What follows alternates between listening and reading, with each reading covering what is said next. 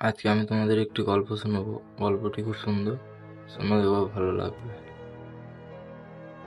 গল্পটি শুরু করার আগে বলে দিই, যদি গল্পটি ভালো লাগে তাহলে একটি করে লাইক করে একটি সাবস্ক্রাইব করে দেবে, দিয়ে পাশে থাকবে আমার।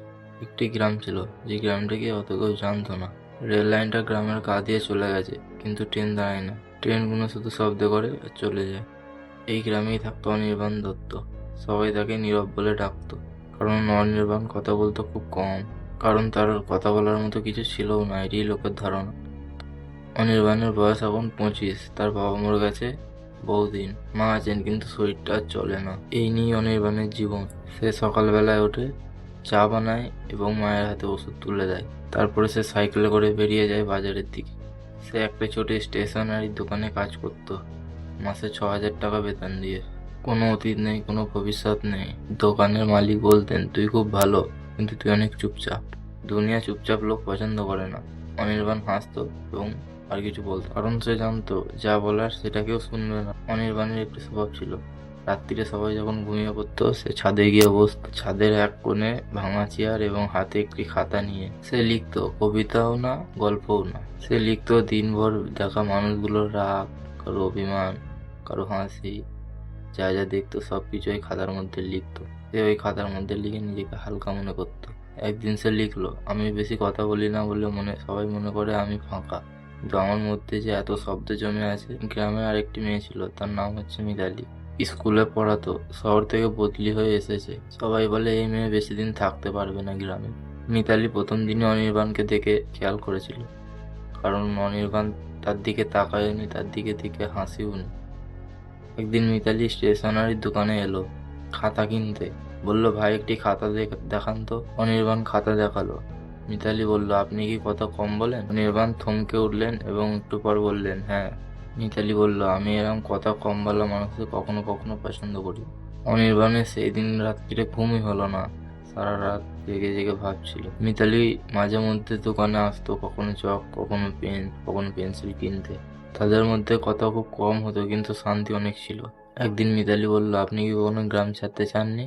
অনির্বাণ বলল, চেয়েছিলাম, কিন্তু এই যে মা, মাকে রেখে তো আমি কোথাও যেতে পারবো না। এই প্রথমবার অনির্বাণ 2 লাইনের কথাই বলল।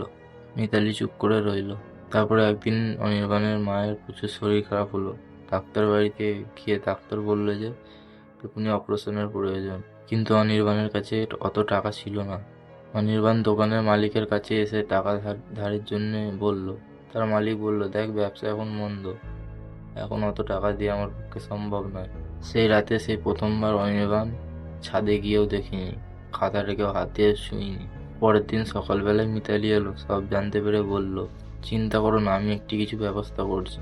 মিতালি তার সব গয়না বিক্রি করে অনির্বাণকে সাহায্য করলো এবং তার মা সুস্থ হয়ে বাড়ি ফিরল। কিন্তু অনির্বাণ ভেতরে ভেতরে ভেঙে পড়ল। কিছুদিন পর মিতালির বদলির চিঠি এলো যে সে শহরে চলে যাবে। মিতালি যাওয়ার আগের দিন অনির্বাণকে বলল, আপনি কি কখনো নিজের লেখাটি কাউকে দেখাননি? অনির্বাণ মাথা নাড়ল, না। মিতালি বলল, আমি দেখতে চাই, আমাকে দেবে? অনির্বাণ প্রথমবার ভয় পেল, কিন্তু খাতাটা দিয়ে দিল তাকে। মিতালি পড়তে পড়তে কেঁদে ফেললো এবং অনির্বাণকে বলল, আপনি কিন্তু অনেক বড় ভুল করছেন। অনির্বাণ বলল, কি ভুল? মিতালি বলল, এই যে আপনি নিজেকে লুকিয়ে রাখছেন। তারপর মিতালি শহরে চলে গেল। গ্রাম আবার আগের মতো, কিন্তু অনির্বাণ আগের মতো রইল না। সে লেখা বন্ধ করলো না, তবে আগের থেকে আরো বেশি লিখতে আরম্ভ করলো। সে তার লেখাটি একটু অনলাইনের মাধ্যমে একটি ছোট ম্যাগাজিনের কাছে পাঠালো, কোনো আশা রেখেই। 2 মাস পর তার কাছে ইমেল এলো, আপনার লেখাটা আমাদের খুব পছন্দ হয়েছে, আমরা এটি প্রকাশ করতে চাই। অনির্বাণ একভাবে স্ক্রিনের দিকে তাকিয়ে রইল। সে কাঁদেওনি, সে হাসেওনি, শুধু গভীর শ্বাস নিচ্ছিল। আজ অনির্বাণ শহরে থাকে, লেখালেখি করে। মা এখন পুরোপুরি সুস্থ, কিন্তু সে আগের মতোই কথা কম বলে। তবে পার্থক্য একটাই, এখন মানুষ তার কথা পড়তে চায়। তো মোরাল অফ দ্য স্টোরি কি হলো? সব মানুষের গল্প লাউড হয় না, কিছু গল্প চুপ থাকে, কিন্তু ভেতরে ভেতরে সবচেয়ে বেশি শব্দ করে। গল্পটি যদি ভালো লাগে, লাইক করে দিয়ে সাবস্ক্রাইব করে নেবে চ্যানেলটি।